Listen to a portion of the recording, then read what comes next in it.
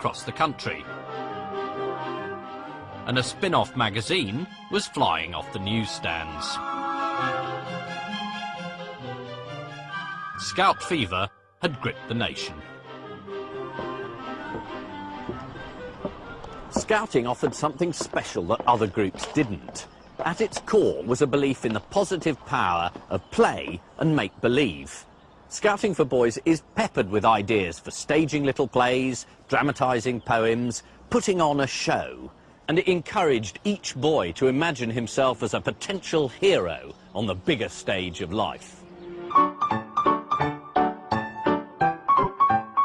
The boys of Britain at the start of the 20th century had no interest in the romantic life of the Chief Scout. They were just thrilled that, unlike most Edwardian adults, he refused to patronise them. He entrusted them with civic tasks, like giving first aid or directing people in fog. Responsibility, he believed, developed character. Of course, this had its funny side, and Baden-Powell was the first to admit that his fad of scouting might appear ridiculous, and others were quick to join in the joke. This is a Punch cartoon from as early as 1909, which seems to be laughing at the idea of the Scouts coming to the rescue. It shows a very small boy attempting to help a rather large lady across the beach. And he says, "Fear not, Grandma, no danger can befall you now, I'm with you." Yet crucially, it's titled Our Youngest Line of Defence. And this isn't any old lady, this is Mrs. Britannia, who stands for the entire British Empire, which the Scouts have been charged with saving. Remember that the Roman Empire 2,000 years ago was comparatively just as great as the British Empire of today. It fell at last, chiefly because the young Romans gave up soldiering and manliness altogether. Don't be disgraced like the young Romans, who lost the empire of their forefathers by being wishy-washy slackers without any go or patriotism in them. Edwardians were obsessed with the idea of losing the British Empire. When thinking of a really serious enemy like the Germans, most senior army officers were convinced that we might lose.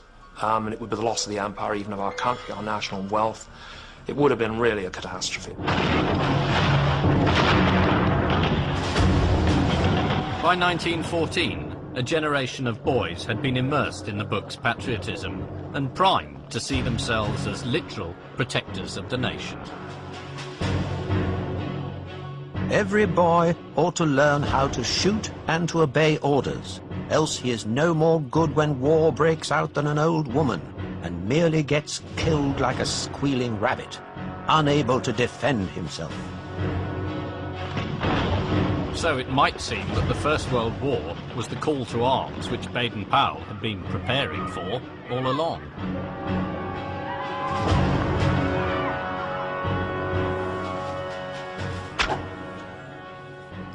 Baden-Powell insisted that every boy be able to handle a weapon, but he refused to see his scout movement as a sort of military cadet force.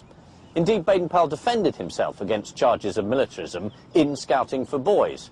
He said there was a world of difference between self-defence, standing up to bullies on the international stage, and bloodthirsty warmongering.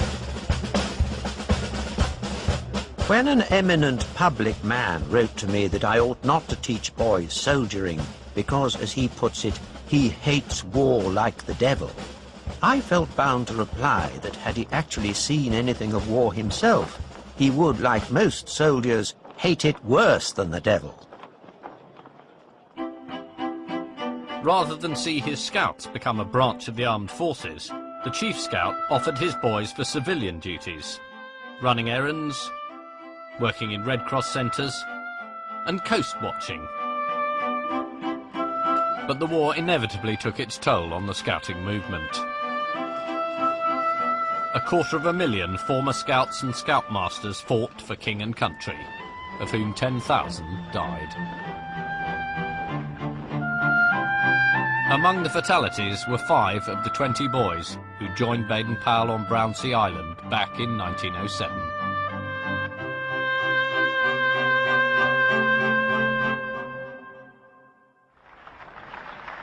After the catastrophe of World War, Baden-Powell decided that scouting had to become a force for world peace. The imperialism of the original handbook was soon eclipsed by the internationalist message of global scouting. That's what we're after, to try and breed in the next oncoming generation that spirit of friendship, comradeship, and goodwill which is the true foundation for peace in the world. That hope proved illusory, but the scouting ideal continued throughout the 20th century, even though other youth movements with less worthy aims borrowed heavily from its trappings. The communist Soviet pioneers, the Italian young fascists, and infamously the Hitler Youth.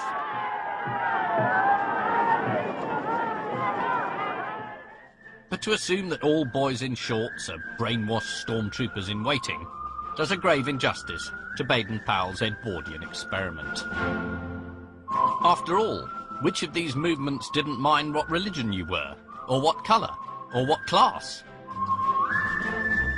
And which of them instructed their members to smile and whistle under all circumstances? One of Baden-Powell's favourite mottos was "get a laugh on." His movement was always a mixture of earnestness and playfulness.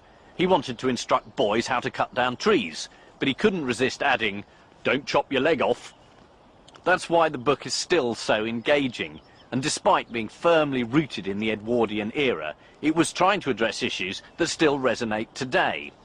Inner city deprivation, boys without role models, unhealthy lifestyles, the need for citizenship.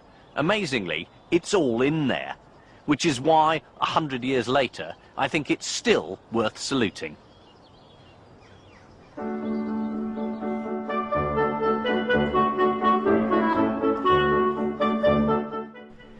The 70s. Remember lurid purple wallpaper, avocado bathrooms. And then remember those smock dresses and big rating TV dramas like Upstairs, Downstairs, the Edwardian Resurrection.